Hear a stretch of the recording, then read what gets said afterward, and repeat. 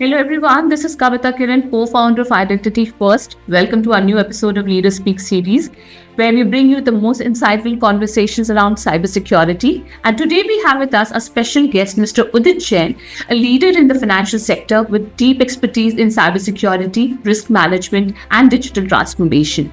As a key player in the mutual fund industry, Udit has been at the forefront of tackling the evolving cyber threats and ensuring data security and regulatory compliance. Welcome, Udit, to our Leaders Speak series. It has been a great honor to have you today on our show. And to start with, since we are going into a very complex world of cybersecurity and the questions will be around it. So to start with, I would just like to know, as an icebreaker, or I may say a lighter questions, how has been your journey so far and what keeps you going? And if you can just give a little bit about, details about that self, that'll be very great. Thank you so much, Kavita, for having me on your show. I'm really honored and privileged to be a part of this discussion. So to start with, my journey with cybersecurity initially started with more of IT and telecom, which has been the journey for most of the people of which are there in my age or stage. So the journey started way back in 1997 when I joined BSc Computers, which was something new to India that time.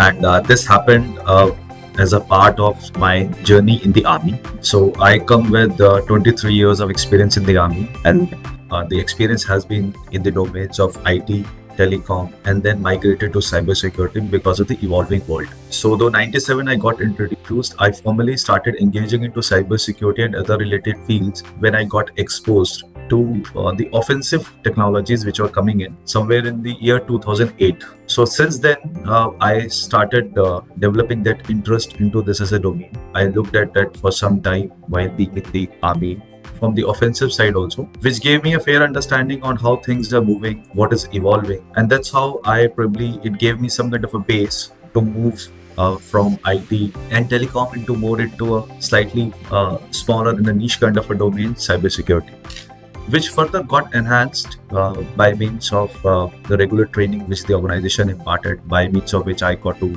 undergo my master's in cybersecurity, and also the assignments around it, wherein even I was a trainer into two of my assignments into cybersecurity, where I got a chance to even study, learn further, and impart training to officers of MTech, MSc, BTech, and others, which further enhanced my own skill set, because people who are into training or teaching, they would appreciate that once you start teaching anybody, you yourself have to study maybe 10 times more than what you're trying to impart, which further helped me own my skills. And then the assignments came my way, wherein I could tenure the appointment of a CEO equivalent and a CISO, followed by again a head of IT and cybersecurity in my previous assignment, before I finally thought, let me taste what is on the other side of the platter and come to a corporate world. And that's how I transitioned into this role and landed as a Chief Information Security Officer in a BFSI sector. So that has been my journey so far. And what probably keeps me going is the kind of engaging in the challenging world is, and the new every day you get to know that something new is happening. Whenever you feel that you have started knowing or you started interacting with people, you realize that you know so less about this domain or anything. So the more you read, the more you interact with people, the more you realize that you don't know anything, to be very frank. That is what I am facing personally. I do not know if that is the case with other leaders in the industry, but I feel myself that I'm still a student, learning every day, and every day is being like giving me a lot of eureka moments that I face every day. Oh, this is also what is happening. So that's what probably keeps me going and makes me realize that there is so much to really do and learn with stuff. So that's what the journey.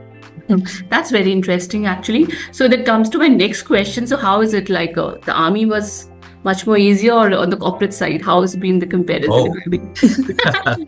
No, you're on the bottom of both the sides, looks like, because yes. So you can't really compare the two. Army was a very, very different culture in the way we used to work. And though I transitioned into cybersecurity as a role, however, in the army, we don't really work on those silos like we work in the corporate world. So in addition to the cybersecurity related tasks and duties that was performing as a CISO or head IT and cybersecurity, there were other tasks also that we used to do. So it used to be an overall package where you used to get exposed to a lot of other things other than your own domain, which is advantageous in one way because you get to know what is happening in the other domains.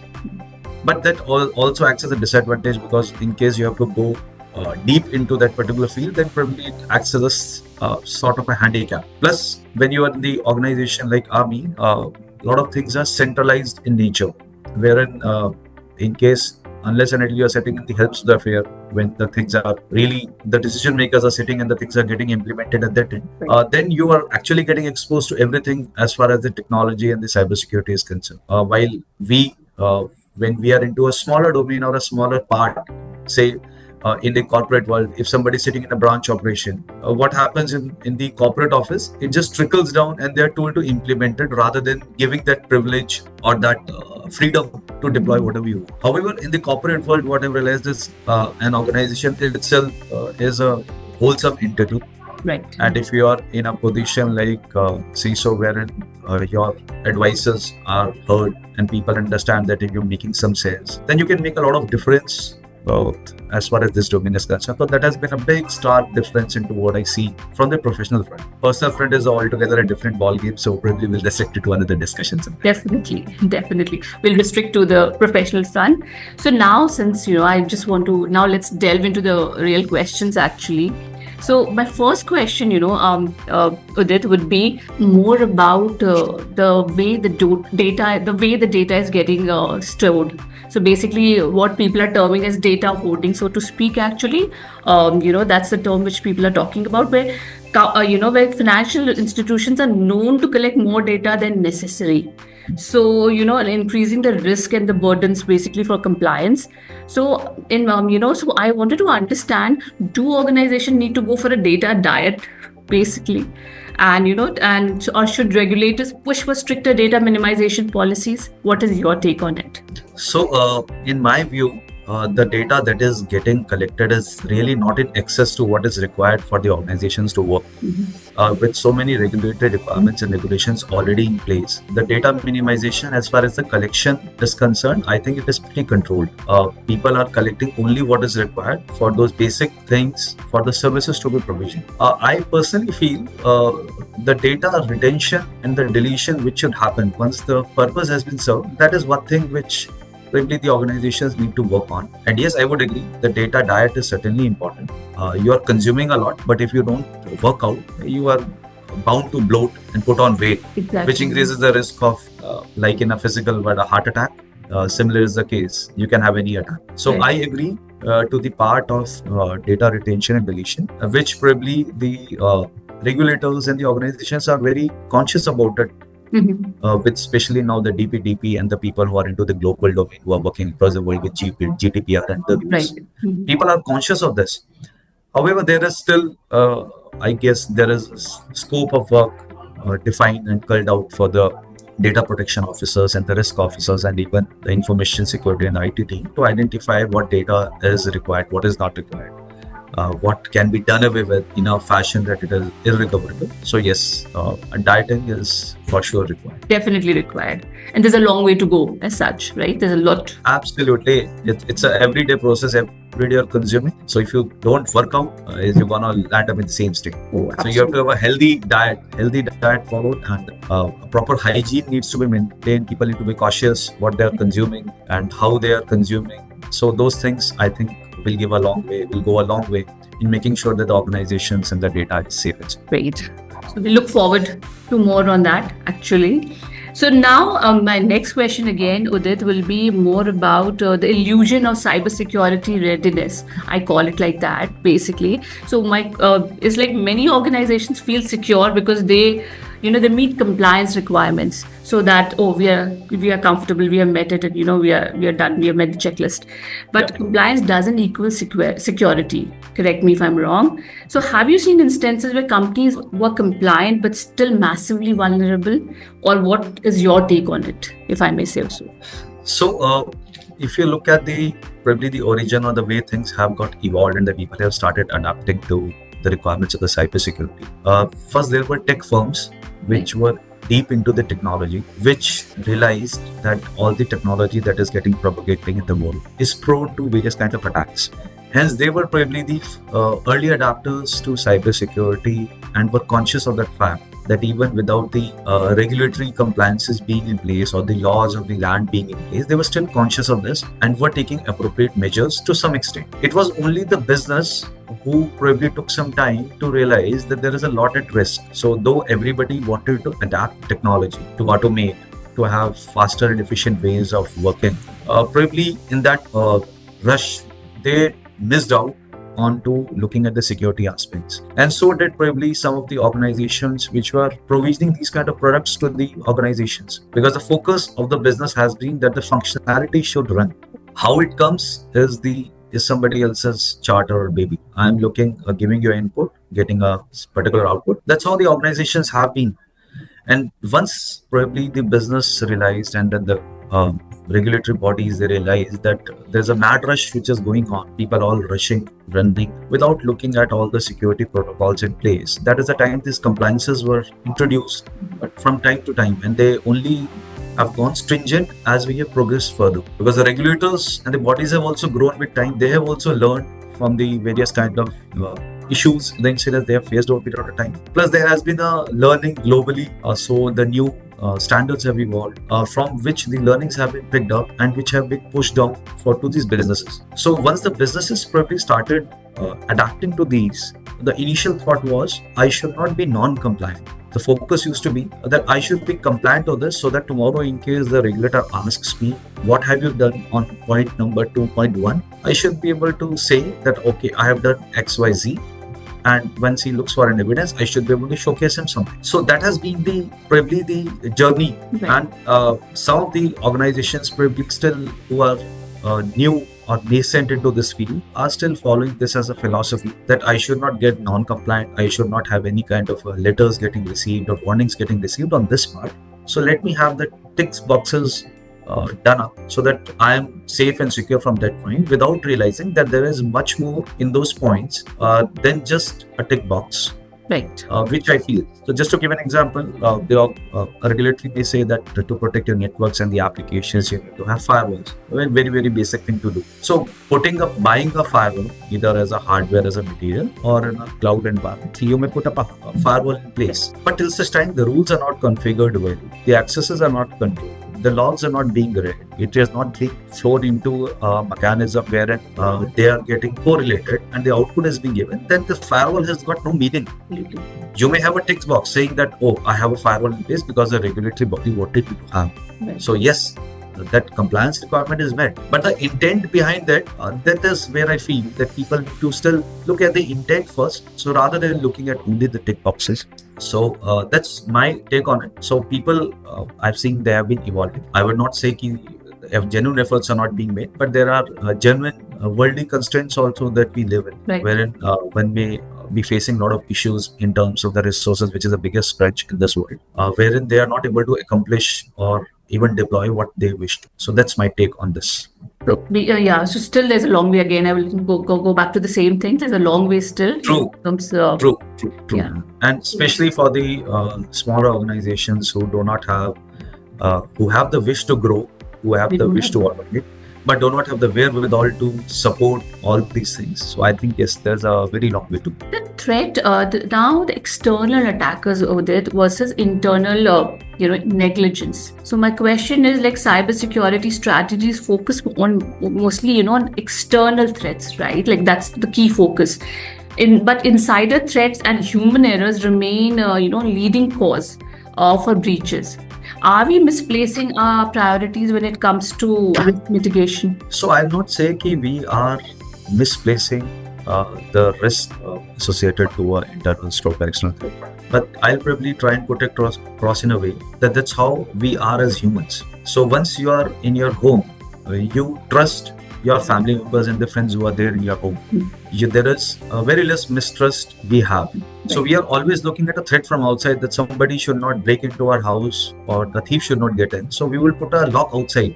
And the cautious is that somebody should not be able to infiltrate and do something wrong to me or my family. And we, by nature, we humans, we trust the family. So organizations are nothing but big families. But as all families, so there are always aberrations. Hence, the insider threats are live and it is happening. It may be knowingly, stroke unknowingly, but these things do happen. So the risk priorities are not wrong.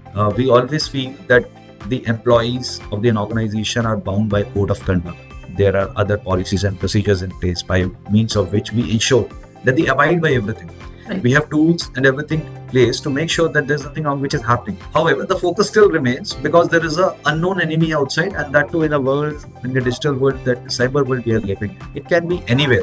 It can be anywhere, sitting anywhere and doing anything to my network or my application. Right. And more so when we are getting exposed to more of this kind of a cloud environment. So the priorities are not misplaced, but yes, between the two, still, I feel that the external threat is still more than the internal threat. The focus has been more onto the external threat for the reasons I just narrated. Internal threat is picking up, so newer technologies and newer tools and newer procedures are being evolved to make sure that even if there is a notorious internal user who intentionally wants to do something wrong, or unintentional kind of a mistake which somebody makes, that can also be prevented. So those things are evolving, and bigger organizations certainly have those kind of protocols and things in place now.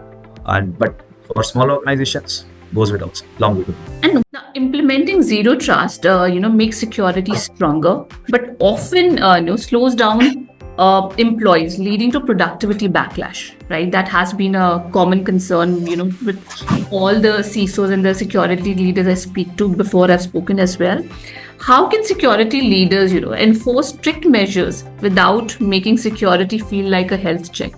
So it's certainly.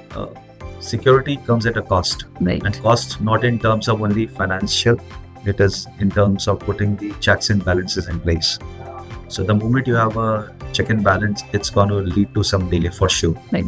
Because till such time there is no check, there's a free run, free go. So if it's a free run for an employee, it's a free run for anybody. The moment you start putting checks, there would be certain delay, which the employees need to understand, and which as a cybersecurity leader has to put across to people the reason why something is being done in our organization, the rationale, the logic behind it. That if there is an incoming mail or the attachment is getting scanned, it's for a reason. And though it may cause a delay of 30 seconds before the mail finally appears in your inbox, it is okay. 30 seconds in a 24-hour cycle, I think it is acceptable, unless and until it is a life and death kind of a situation. Right. And then yes, 30 seconds would make a difference. But in a routine, a BAU kind of activity, 30 seconds, I think, should be acceptable. And that is what we need to put across to the employees, make them aware that in case these things or this thing is not there, what can happen? And maybe try and relate it to the real world examples and the case studies can be discussed with them, which tells them that, okay, somebody who did not have these kind of protocols and vision space, this is the kind of impact. And this impact is not only on the organization data. This impact has to be told to them that this all thing impacts you as an individual, your families, or anybody. If there is an identity theft, your identity goes out, somebody starts misusing and starts sending out messages, then it is you and your brand at stake, your family is at stake. Right. Anybody can do anything unless and until you know how to protect your own data. The same thing is applicable both to the organizational data as well as your personal life and the personal data. So once probably somebody has been able to drive home that point, that this thing is not only for your organizational security, this thing is as much relevant as for your personal life, and it should automatically become a part of your life, the way we lead our life and the way we The lifestyle follow certain things. basically. Yeah, it's more of a lifestyle change. Yeah. So if you understand that there is a lifestyle change required, because if you do not do it, this is what can happen, then probably things are easier to run through and people also start accepting. Initially, there might still be a friction whenever you bring in new procedures, new tools, there might be criticism, but that is okay. If it is for the greater good, then small inconveniences, I think, are. With that, now my next question, which is, about artificial intelligence, which is the talk of the town, I may say, or the industry. Actually, everybody, right from a kid to a senior person, is talking about artificial intelligence. So artificial intelligence, I believe, as the industry is putting, as a world putting it, is going to transform, it's going to transform security as well. But attackers are using it too, right? So do you think AI is truly a game changer for defense?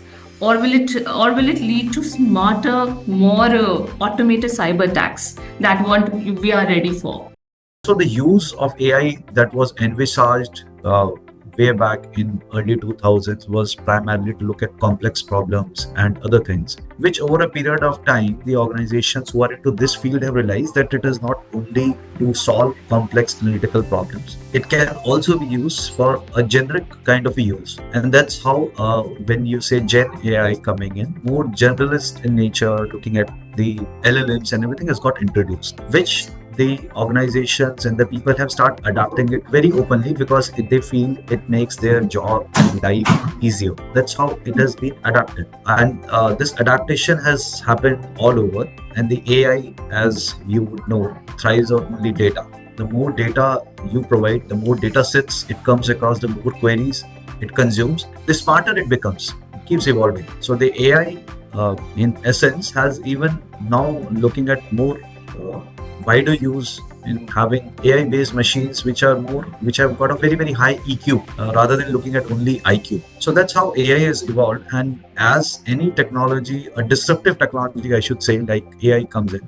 there are always two sides of the coin. How a good person uses it or how a bad person uses it, which happens with every technology. You talk about fusion, fission, the nuclear technology which comes in, how it got adopted was both from the energy point of view as well as a bomb that was made out of it. So similarly, this is what is happening in the world. However, the only difference is it has become a more uncontrolled. Right. It's working in an uncontrolled environment.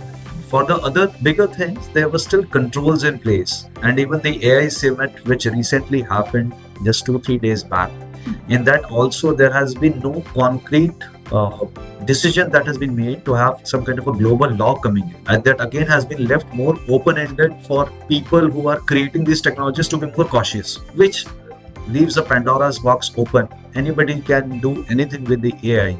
Right. And how one designs an AI tool, what data it feeds, what query it runs out of it, is all left to the imagination of the person who's doing it. Okay. So even if you do not have the natural intelligence, you can always take help of the artificial intelligence to do something what you want to do. Okay. That's precisely what a lot of smaller players into this field who want to venture because of either thrill or money or any kind of appreciation they are looking at. They are adapting to these kind of AI based tools also. Looking at maybe hacking as a service, started using it and exploiting it to their advantage. And this cat and mouse game between the attackers and defenders has been on for centuries together. This is not the first time where the attackers have the first advantage. So here also the people who are using AI for any kind of nefarious or a notorious kind of a purpose and have got a purpose and intent of infiltrating into a network, getting into an application, stealing of a data, they are still way and miles ahead of people who are trying to protect it. Because you can have all protections in place, but the kind of attack surfaces we have and the kind of attack vectors we are facing today, you cannot cover the entire ground. It is just impossible. You have to prioritize it, have your higher priority assets getting secured more than something which is low priority, because you do not have infinite resources. If someone has got infinite resources, you can secure all the digital assets or anything that you have with all your might, but which is not practical in today's scenario. And hence I feel that yes, attackers are at an advantage today, and maybe that's going to continue in the times to come. AI has started enabling defense for sure, but there are limitations and to a limit to which the AI currently is getting used. There are many more use cases which will keep coming in with time, but the attackers, I think, will have an upper hand once we look at adaptation of AI. That's a very interesting and a very informative take, actually. So yeah, we have to be more cautious going forward as well. Yeah. Now, Udit, you also spoke about, in one of your, pointers before that about the skill gap. So you mentioned that, there is still there's a huge challenge over there. So my next question is all about, how the industry, which is constantly evolving for sure, but it's also struggling with the talent shortage. Right. But exactly what is the real issue is because some say the real issue is the hiring bias or unrealistic job expectations. So do we lack skilled professionals, or companies are just not looking for a very perfect unicorn kind of candidate? So where exactly is the challenge? It's a brilliant question. Which I myself have been pondering about. So I think it is both way. The organizations are also looking for an ideal unicorn who can come in and do everything for you from end to end. And there is certainly a skill gap also which exists. So both the things are the statements that you made are correct. I will not say that given is correct. It is only the organizations which have grown to a scale and who can afford to have specialists coming in with only specialist skill sets are able to afford them and they were even able to get them on board. But organizations which are still small, still growing, who do not have those kind of resources, they want someone to come in and do everything for them. Right.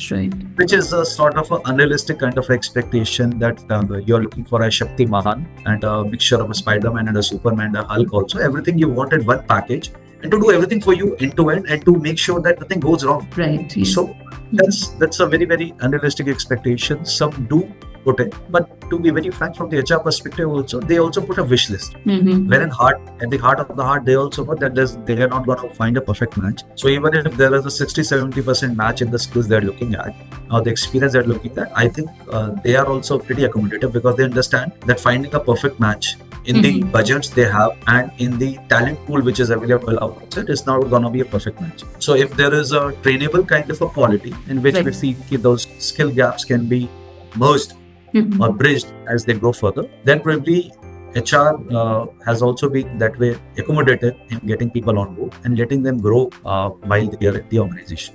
From the other point of view, the skill gap I feel is there and it exists. Maybe 10 to 15 years back, people who were into IT and telecom have started migrating to information security kind of roles. It's only maybe 2005, 6 or 8 onwards when the specialist training and the courses and information security as a team when they got evolved, as a stream got evolved. People started getting into those domains directly. There have been a lot of cross domains also people coming in. So people from all streams, irrespective whether you come from a science background, you have IT background or not, it really is not the matter. People who have got an understanding of the subject and who feel they have the wish to learn and do something into this field have been jumping. A lot of people, even if they do not have that kind of skill set, are still jumping into this field because they feel that this field is hot. Right, I was going to come to the second question. Yeah. So they feel that this is going to continue. This is not a one-day job where it's going to get over tomorrow. It is going to continue in the times to come. So there is certainly a skill gap which is though getting bridged by in terms of courses and the certifications which have been introduced by the organization. But I still feel that the course and the certification doesn't really qualify or doesn't add on to your skill set, because more of they give you more of a conceptual understanding of things, a theoretical understanding of things, but the expectation from the organizations where somebody comes in is to have a hands-on knowledge and to be able to deliver. So somebody who's got a understanding and which gets enhanced by some technical training or workshops or otherwise, which are able to put together two things and then deliver and deploy those things on ground. That is what is the desirable end state that the organizations are looking at. Wherein I feel there is still a gap and there is still a lot to be done from both the individual's point of view as well as the organization's point of view.